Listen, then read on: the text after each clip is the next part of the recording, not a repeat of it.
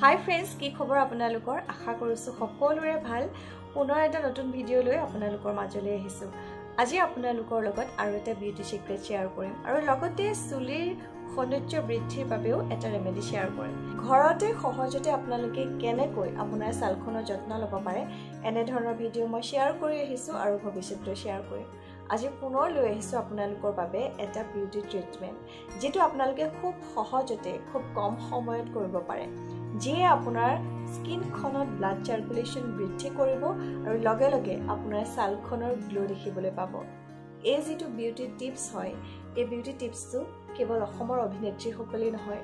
বলিউডৰ অভিনেত্ৰী সকলেও ব্যৱহাৰ কৰে এটো এটা এন্টি এজিং ট্ৰিটমেন্ট বুলি আপোনালোকে ক'ব পাৰে বয়স বাঢ়ি অহাৰ লগে লগে আমাৰ বয়সৰ চাপ পৰে বয়সৰ চাপ সোনকালে নপৰে ইয়াৰ কাৰণে আপোনালোকে যদি এই বিউটি ট্ৰিটমেন্টটো কৰি থাকে এই সমস্যাটোৱে সোনকালে দেখা নিদিব গৰমত আমাৰ ছালখন অত্যন্ত ঘামে ছালত পিম্পলছৰ সমস্যাটো হয় খজুৱতিৰ সমস্যাটো হয় সানবাৰ্ণৰ সমস্যাটো হয় ছালৰ ৰং ক'লা পৰে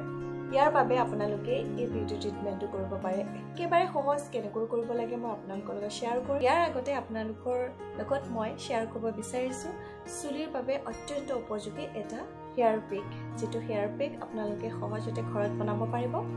আপোনাৰ ছালখনৰ যত্ন লওক লগতে চুলি কুচাৰৰ যত্ন লওক নিয়ৰিবা লাইফষ্টাইল চেনেলটোত এনে ধৰণৰ ভিডিও আপোনালোকে পাই থাকে আৰু ভৱিষ্যতেও পাই থাকিব আমাৰ যদি পৰিয়ালৰ সদস্য হ'ব বিচাৰে চেনেলটো সাবস্ক্ৰাইব কৰাৰ লগতে বেল আইকনটো প্ৰেছ কৰিবলৈ একেবাৰে নাপাহৰিব তেনেহলে বলক পলম নকৰি আজিৰ ভিডিওটো আৰম্ভ কৰোঁ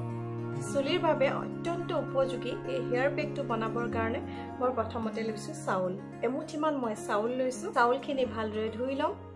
ধুই লোৱাৰ পাছতে তিয়াই ৰাখিম তিয়াই ৰাখিবলৈ ইয়াত মই নেমুৰ বাকলিও ব্যৱহাৰ কৰিছো নেমুৰ বাকলিত যথেষ্ট মাত্ৰাত ভিটামিন সি আছে গোটেই ৰাতিৰ বাবে মই এইদৰে তিয়াই ৰাখি থৈ দিম আৰু পিছদিনাখন মিক্সিত পিছি লম পানীৰ সৈতে এই চাউলখিনি পিছি লম লগতে নেমুৰ বাকলিখিনিও পিছি লম আৰু পিছাৰ পাছতে যিখিনি পানী পালো পানীখিনি ভালদৰে আমি সেকি লম এই পানীখিনিতে থৈ দিম আৰু আমি দুটামান বস্তু ইয়াৰ লগত মিক্স কৰিম ইয়াৰ পাছতে মই লৈছো জবা ফুল আমাৰ চুলিৰ কাৰণে কিমান উপযোগী আপোনালোকে সকলোৱে জানে জবা ফুলে নতুনকৈ চুলি গজুৱাত সহায় কৰে চুলিখিনি ঘন আৰু কলা কৰাটো সহায় কৰে এয়া মই জবা ফুল আৰু জবা ফুলৰ পাত লৈছো এতিয়া মিক্সিত পিছি লম প্ৰথমতে জবা ফুলখিনি পিছি লৈছো অলপ মোৰ সৰহ হৈ গল সেইবাবে ইয়াৰ পাছত মই আকৌ পিছি জবা ফুলৰ পাতখিনি দুখিলামান পাতু দি দিছো এতিয়া প্ৰথমতে এইখিনি পিছি লম আৰু পিছাৰ পাছতে পাতখিনি পিছি লম আৰু ইয়াৰ পাছতে এই যিখিনি আমি পানী পাইছিলো চাউল আৰু নেমুৰ বাকলিৰ যিখিনি পানী পাইছিলো এই পানীখিনি ইয়াৰ লগত ভালদৰে মিক্স কৰি লম অলপ অলপকৈ মই মিক্স কৰিছো পেষ্টটো যাতে বেছি ডাঠ নহয় ইয়াৰ কাৰণে অলপ অলপকৈ এডৰা পানীখিনি মিক্স কৰিম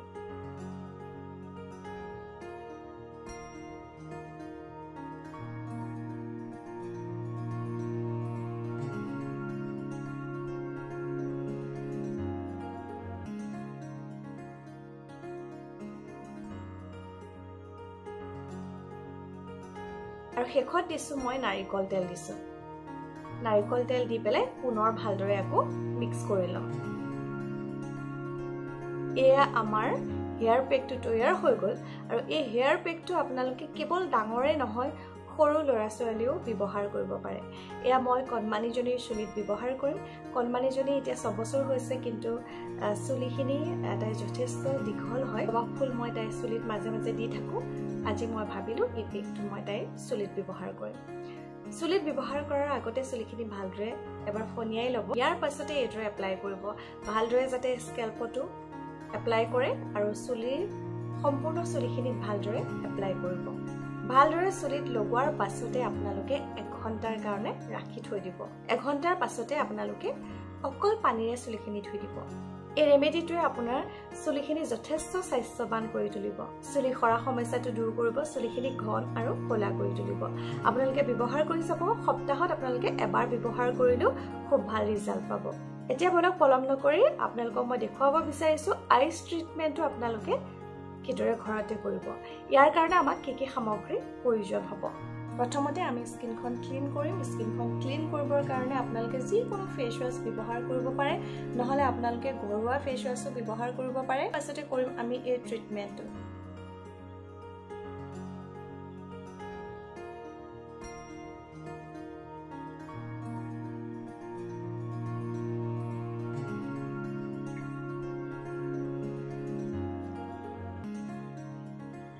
এইদৰে যদি আপোনালোকে লগাব নোৱাৰে এটা এইদৰে আইচ কিউব ল'ব আৰু আইচ কিউব লৈ পেলাই খুব ভালদৰে আপোনাৰ স্কিনত ৰাব কৰিব মই যেতিয়া দেখুৱাইছোঁ খুব তৎক্ষণাতে আপোনাৰ স্কিনখন গ্লো কৰিব স্কিনখনত যেতিয়া আমি এটা আইচ কিউব ব্যৱহাৰ কৰোঁ লগে লগে কি হয় ব্লাড চাৰ্কুলেশ্যন হয় আৰু এই ট্ৰিটমেণ্টটো এটা এণ্টি এজিং ট্ৰিটমেণ্ট বুলি ক'ব পাৰে আপোনাৰ বলি ৰেখাৰ সমস্যাটো সোনকালে নপৰে যদিহে আপোনালোকে এই ট্ৰিটমেণ্টটো কৰি থাকে এইটো আপোনালোকে আইচ ফেচিয়েল বুলিও ক'ব পাৰে স্কিনৰ গ্লো খুব তৎক্ষণাতে পাব আৰু বলি ৰেখাৰ সমস্যাটো সোনকালে নাহিবৰ কাৰণে আপোনালোকে এই আইচ ফেচিয়েলটো কৰিব পাৰে ইয়াৰ কাৰণে আমাক কি কি সামগ্ৰীৰ প্ৰয়োজন হ'ব বলক চাই লওঁ ইয়াৰ বাবে মই যিখিনি পানী পাইছিলোঁ চাউল আৰু য'ত নেমু আছিলে যিখিনি মই চুলিটো ব্যৱহাৰ কৰিছোঁ এতিয়া মই স্কিনত ব্যৱহাৰ কৰিম আৰু ইয়াৰ লগত ভিটামিন ই অইল ব্যৱহাৰ কৰিব পাৰে যদিহে আপোনাৰ স্কিনখন ড্ৰাই হয় যদি আপোনাৰ স্কিনখন সেনচিটিভ হয় তেতিয়া আপোনালোকে ভিটামিন ই অইল ব্যৱহাৰ নকৰিব আৰু ভালদৰে মিক্স কৰি ল'লে মিক্স কৰাৰ পাছতে এখন আইচ ট্ৰে লৈছোঁ আৰু আইচ ট্ৰেখনত মই আইচ কিউব বনাম